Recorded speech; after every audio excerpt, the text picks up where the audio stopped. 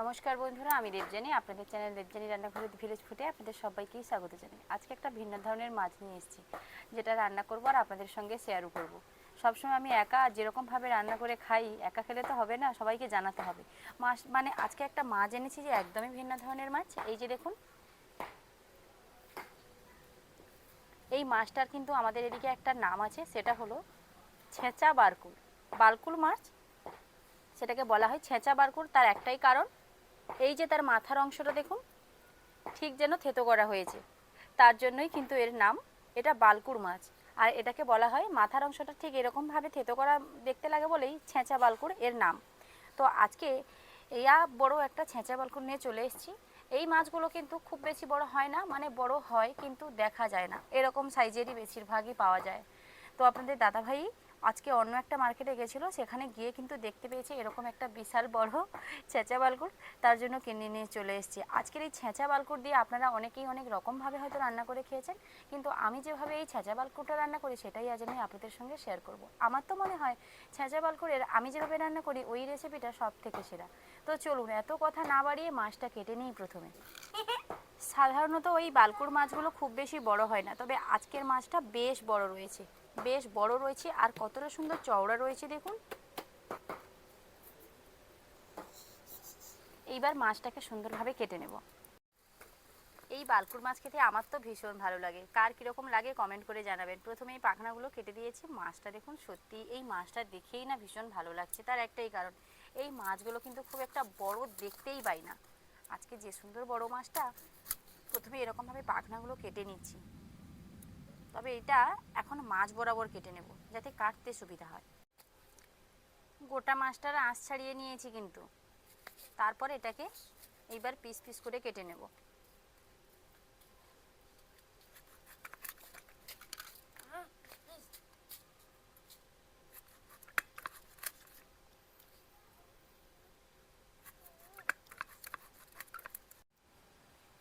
মাছটা কেটে নিয়ে ভালোভাবে ধুয়ে নিয়ে চলে এসেছি।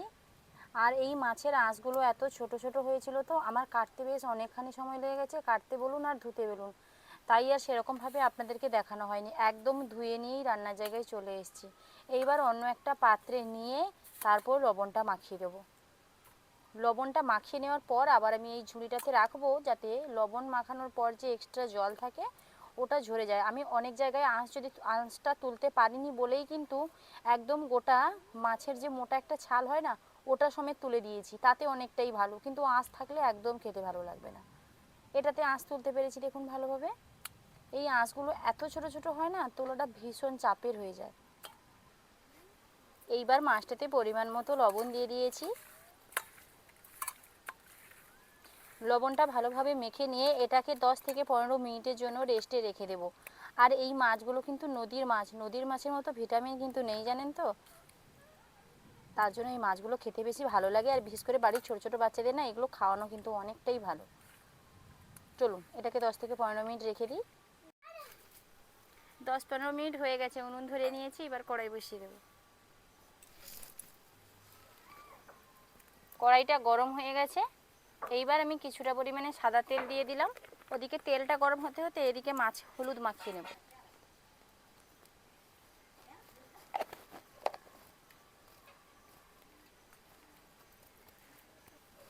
তেলটা এদিকে গরম হয়ে গেছে, একে একে মাছগুলো দিয়ে ভেজে নেব।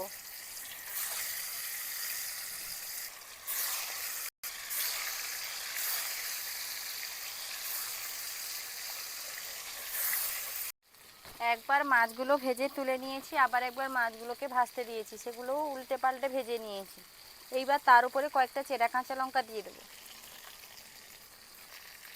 আজ বানাবো বালকুর মাছের তেঁতুল টক। বালকুর মাছের অনেক রেসিপি আপনারা খেয়েছেন, তবে এরকমভাবে একবার তেঁতুল টক বানিয়ে খাবেন, দেখবেন যত ধরনের রেসিপি হয় সব থেকে সেরা হলো এই টকের রেসিপি। এই টকে মাছগুলো ভীষণ সুন্দর জব্দ হয় আর খেতে ভারী ভালো লাগে।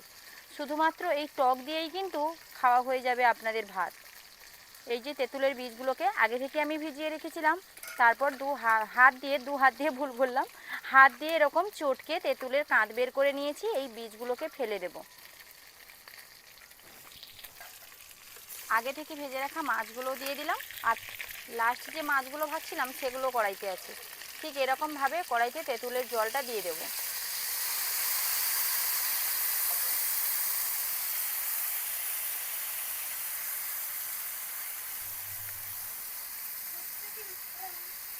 এই তেঁতুলগুলো না 14 বছরের, মানে এই বছরের তেঁতুল, তার জন্য কালারটা আলাদা। যদি পুরাতন তেঁতুল হয় তার কালার কিন্তু একদম কালো হবে। যে কোনো ধরনের তেঁতুল দিয়ে কিন্তু এই তেঁতুলটা ভীষণ ভালো লাগে খেতে। অনেকেরই মনে হতে পারে দিদিভাই তেঁতুলের কালারটা আলাদা, তবে হ্যাঁ, পুরাতন বছরের তেঁতুল হলে কালার আলাদা হয়, আর এই বছরের নতুন তেঁতুল হলে কিন্তু কালারটা আলাদা হয়। এখানে আমি আরও কিছুটা জল অ্যাড করব। আরও কিছুটা জল আমি এ সময় অ্যাড করে দিচ্ছি। দেখুন,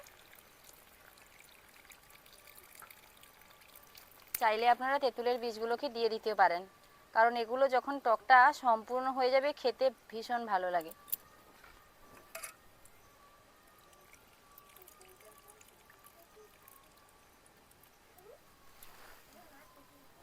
কিছুটা হলুদ গুঁড়ো দিয়ে দিলাম। এইবার দিয়ে দেবো লবণ।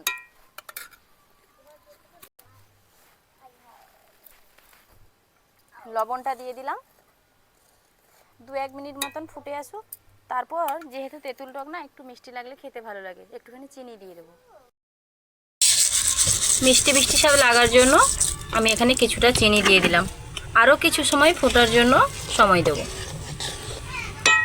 কয়েক মিনিট ফোটার পর তেঁতুল টক আমার একদম রেডি হয়ে গেছে। চলুন এবার এটাকে একটা পাত্রে নামিয়ে নিই।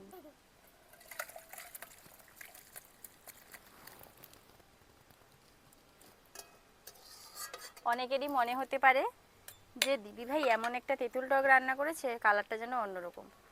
মূল কথা তো 14 বছরের তেঁতুল বলে কালারটা অন্যরকম, আর টকটা একটু দেখতে এরকম লাগছে, আর মাছগুলো একটুখানি ভাঙা ভাঙা হয়ে গেছে। তার একটাই কারণ, কারণ তেলটা আরও একটু গরম হলে পর মাছগুলো দিলে ভাজাটা সুন্দর হতো, কিন্তু তেলটা কিছুটা গরম হতে বাকি ছিল, আমি দিয়ে দিয়েছি, তার জন্য মাছগুলো একটু ভাঙা ভাঙা হয়ে গেছে। কিন্তু স্বাদটা অসাধারণ। যখন আপনারা বাড়িতে এনে বানিয়ে খাবেন তখনই বুঝতে পারবেন যে স্বাদটা কীরকম। তেঁতুল টকের এই রেসিপি আপনাদের কীরকম লাগলো কমেন্ট করে জানাতে ভুলবেন না।